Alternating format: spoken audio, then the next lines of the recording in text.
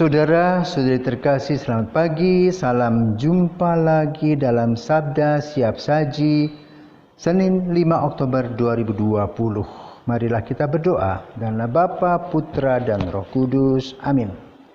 Siapakah sesama orang yang jatuh ke tangan penyamun? Orang yang telah menunjukkan belas kasih kepadanya, pergilah dan lakukanlah demikian. Allah Bapa pangkal cinta dan belas kasih, kebaikan-Mu selalu menghidupi dan menyemangati kami. Janganlah kiranya kami sampai berhutang budi kepada sesama, selain cinta dan belas kasih yang tulus ikhlas. Demi Yesus Kristus Putra-Mu dan pengantara kami, kini dan sepanjang masa. Amin. Tuhan bersamamu dan bersama roh-Mu. Inilah Injil Yesus Kristus menurut Lukas. Terpujilah Kristus. Pada suatu ketika, seorang ahli kitab berdiri hendak mencoba Yesus. Guru, apakah yang harus kulakukan untuk memperoleh hidup yang kekal? Jawab Yesus kepadanya, apa yang tertulis dalam hukum Taurat? Apa yang kau baca di sana? Jawab orang itu, kasihilah Tuhan Allahmu dengan segenap hati, dan dengan segenap jiwamu, dan dengan segenap hati, dan segenap kekuatanmu, serta dengan segenap akal budimu. Dan kasihilah sesamamu seperti dirimu sendiri. Kata Yesus kepadanya, benar jawabanmu itu. Berbuatlah demikian, maka engkau akan hidup. Tetapi untuk membenarkan dirinya, orang itu berkata lagi, dan siapakah sesamaku manusia? Jawab Yesus, adalah seorang yang turun dari Yerusalem ke Yeriko.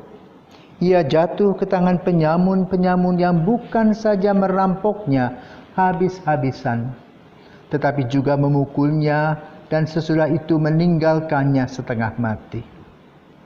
Kebetulan ada seorang imam turun melalui jalan itu. Ia melihat orang itu, tetapi ia melewatinya dari seberang jalan. Demikian juga seorang Lewi datang ke tempat itu. Ketika melihat orang itu, ia melewatinya dari seberang jalan. Lalu datanglah ke tempat itu seorang Samaria yang sedang dalam perjalanan. Ketika ia melihat orang itu, tergeraklah hatinya oleh belas kasih. Ia pergi kepadanya lalu membalut luka-lukanya. Sesudah menyiraminya dengan minyak dan anggur, kemudian ia menaikkan orang itu ke atas keledai tunggangannya sendiri, lalu membawanya ke tempat penginapan dan merawatnya.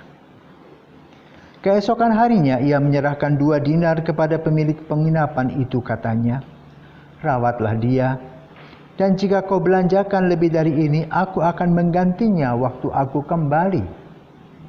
Menurut pendapatmu, siapakah di antara ketiga orang ini adalah sesama manusia dari orang yang jatuh ke tangan penyamun itu? Jawab orang itu, orang yang telah menunjukkan belas kasih kepadanya. Yesus berkata kepadanya, pergilah dan lakukanlah demikian. Demikianlah Injil Tuhan. Terpujilah Kristus. Saudaraku terkasih, hari ini kita memperingati wafatnya Santo Faustina, seorang suster yang berpendidikan hanya kelas 3 dan pernah menjadi pembantu rumah tangga sebuah keluarga. Ketika ia melamar dari satu biara ke biara yang lain, banyak biara menutup pintu dan menolaknya, dan yang bisa menerima dia adalah biara kerahiman ilahi, Divine of Mercy. Justru di sanalah Tuhan Yesus memberikan karunia dan rahmat yang begitu besar kepada Faustina, yang akan mewartakan tentang kerahiman dan kasih Tuhan. Sebagaimana diuraikan di dalam Injil pada sore hari ini. Orang Samaria adalah orang yang tidak diakui kehadirannya oleh orang Yahudi. Karena apa? Mereka anggap itu belasaran, sudah campur dengan suku bangsa yang lain. Sementara orang di Yerusalem adalah orang yang murni, sementara di Yeriko adalah orang-orang campuran tadi. gengsi, menganggap mereka lebih hebat daripada yang lain. Karena itu Yesus mengajar kepada mereka dan kita bahwa kita ini duduk sama rendah, berdiri sama tinggi. Maka dalam peristiwa kerahiman, Tuhan tidak memanggil orang-orang besar yang punya pejabat tinggi di dalam gereja, di dalam pemerintahan, tetapi mengambil seorang suster yang sederhana yang tentu saja mendapat banyak kesulitan dan penderitaan. Ketika dia memaparkan apa yang dilihatnya, orang pikir dia itu halusinasi, aneh-aneh. Tetapi dengan gigih dia terus mewartakan kabar. Sambil bertemu dengan Bapak Rohani yang baru bernama Karol Wojtyła, yang kemudian menjadi paus. Dan itulah jalan yang harus dilewati. Bayangkan seorang biarawati dengan pendidikan 3 SD bisa menulis begitu banyak statement, pernyataan yang berkaitan dengan ilmu teologi yang biasa dipakai atau dipelajari oleh para calon pastor. Tapi dia lebih daripada para calon pastor yang mempunyai gelar kesarjanaan.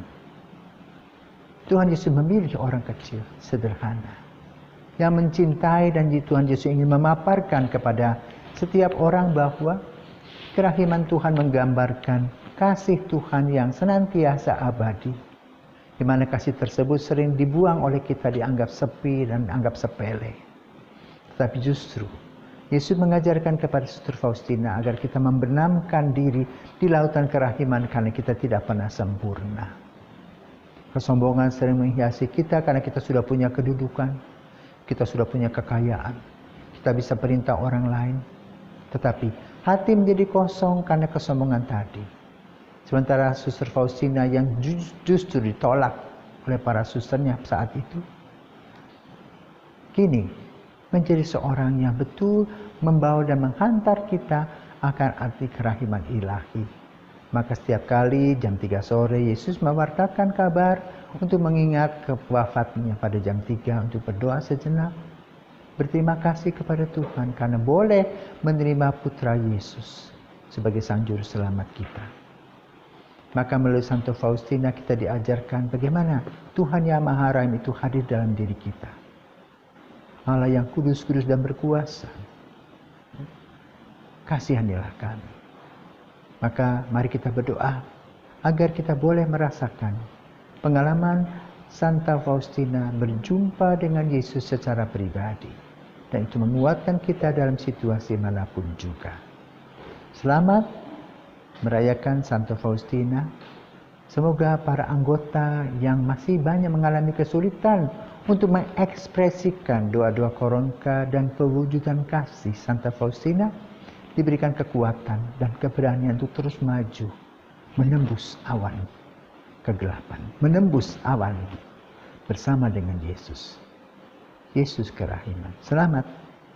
Semoga Tuhan memberkati. Mari kita berdoa. Allah Bapa sumber belas kasih dan belas kasihan, kami bersyukur karena kemurahan hati-Mu lebih agung daripada kekurangan kami. Kami mohon semoga cinta kasih demikian itu yang telah Kau wujudkan dalam diri Putra-Mu menjiwai hidup kami. Demi Kristus Tuhan dan pengantara kami, kini dan sepanjang masa. Amin.